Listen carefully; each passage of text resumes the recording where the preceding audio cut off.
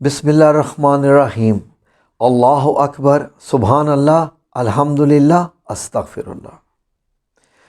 ناظرین، اللہ رب العزت سے محبت ہر کسی کی خواہش ہوتی ہے، ہر کوئی کرنا چاہتا ہے۔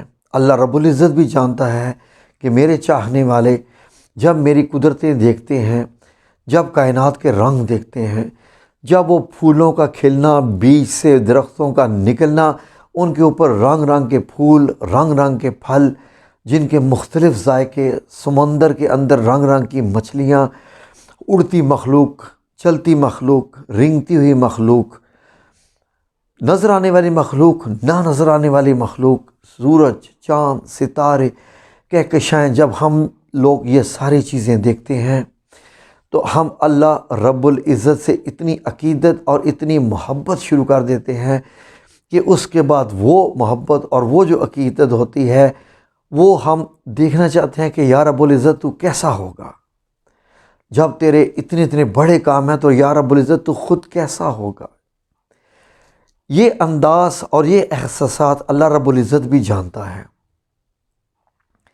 اللہ رب العزت نے بڑے آسان لفظوں میں قرآن کریم میں فرمایا کہ اپنے نبی کریم صلی اللہ علیہ وآلہ وسلم سے مخاطب ہوا اور کہا کہ اے محمد صلی اللہ علیہ وآلہ وسلم، ان سے کہہ دیجئے اگر تم چاہتے ہو کہ اللہ تم سے محبت کرے تو آپ میری اطاعت کرو، یعنی رسول اللہ صلی اللہ علیہ وسلم اور اللہ کی اطاعت کرو، اور اللہ تم سے خود محبت کرنے لگ جائے گا۔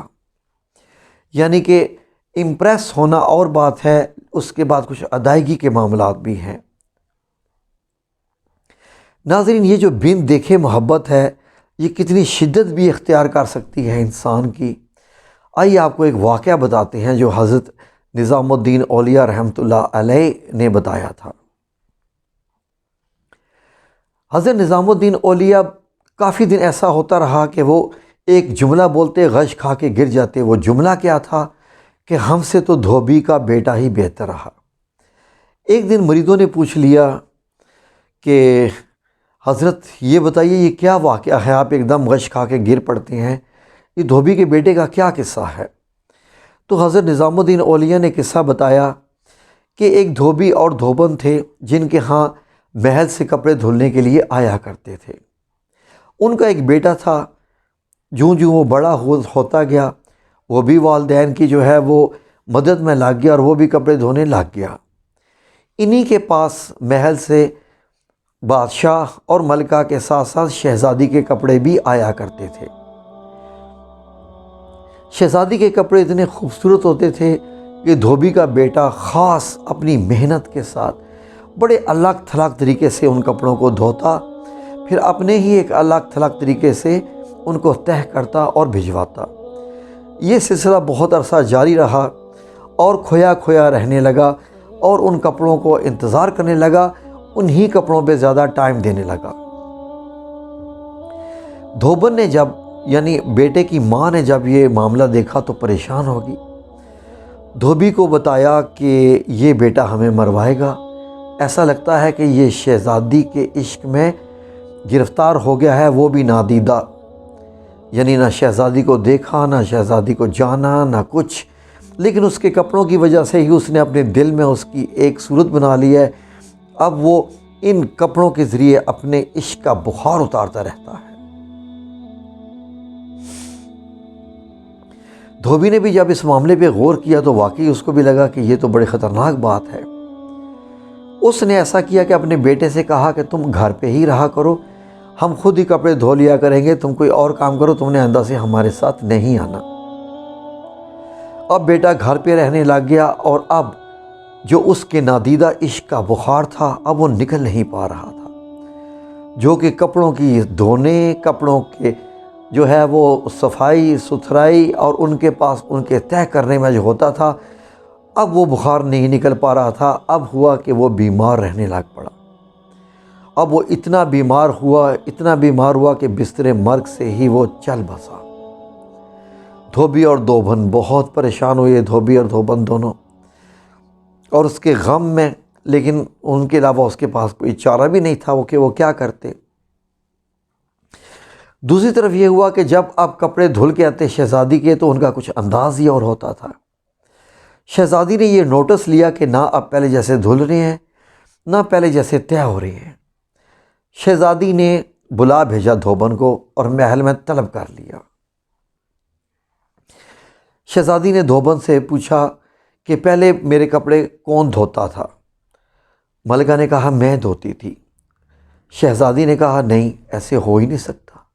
دھوبن نے کہا شہزادی میری بات کا ایک جو ہے وہ مان لیجئے کہ میں ہی دھوتی تھی، میں ہی طے کرتی تھی۔ شہزادی نے کہا اچھا یہ میرا کپڑا ہے، اس کو طے کرو۔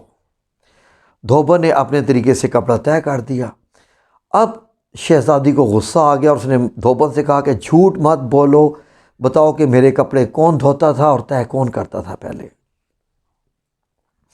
دھوبن پہلی جو دل سے اتنی غمزدہ تھی، بیٹے کی وفات ہو چکی تھی، اس نے سارا ماجرا کہہ دیا کہ اس طریقے سے میرا بیٹا وہ تمہارے عشق میں گرفتار ہو گیا تھا اور وہی دھوتا تھا۔ تو اس کے بعد سے جو ہے وہ تو پھٹ پڑی شہزادی کے سامنے۔ یہ قصہ سنتے سنتے شہزادی کی آنکھوں میں آنسو آ گئے۔ شہزادی نے دھوبن سے اس کی قبر کا پوچھا اور اس کی لوکیشن پوچھا اور ایک ٹوکرا لیا پھولوں سے بھرا ہوا، محل سے بگی نکالی اور گئی اور جا کے وہاں پر پھول بھی پھینک کے آئی اور وہاں پر سورہ فاتحہ بھی پڑھی، اور یہ سلسلہ اس کا ساری عمر چلتا رہا شہزادی کا۔ ناظرین اس قصے سے آپ کو یہ ہوتا ہے محسوس کہ دھوبی کا بیٹا تو دنیا میں چلا گیا لیکن اس کا نادیدہ عشق قبول ہو گیا شہزادی کی بارگاہ میں۔ شہزادی نے اس کے عشق کو قبول کر لیا تھا اور اپنی زندگی کا معمول بنا لیا تھا اس کی قبر پہ جانا اور پھول پھینکنا۔ ناظرین ہم بھی اللہ رب العزت کے عشق میں قصیدے پڑھتے ہیں، نمازیں پڑھتے ہیں، روزے رکھتے ہیں، حج، عمرے، جو میں آپ کے ساتھ ایک معاملہ کر رہا ہوں یہ ویڈیو کا، یہ بھی ایک عشق ہی قسم ہے اللہ رب العزت کے ساتھ۔ ہمارا عشق پتہ نہیں قبول ہوتا ہے کہ نہیں ہوتا۔ ہمارا عشق ہو سکتا ہے کہ ہمارے منہ پہ کہیں مار نہ دیا جائے، یہ بھی نادیدہ عشق ہی ہے۔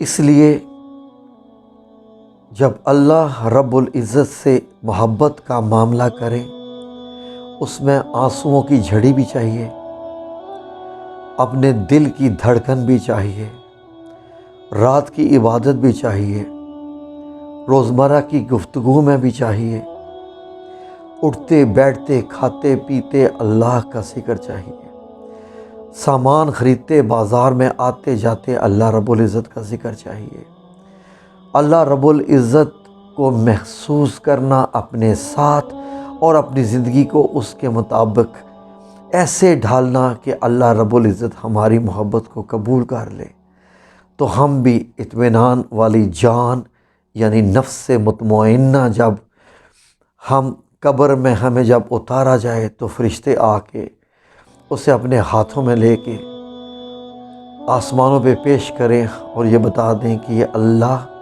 کے پسندیدہ بندوں میں سے یہ ایک روح ہے، ہمارا بھی استقبال ایسے ہو۔ فرشتے آئے ہماری قبر پہ آ کے پھول پھینکیں، ہماری قبر میں سے ایک جنت کی کھڑکی کھل جائے تو ہماری بھی محبت قبول ہو جائے۔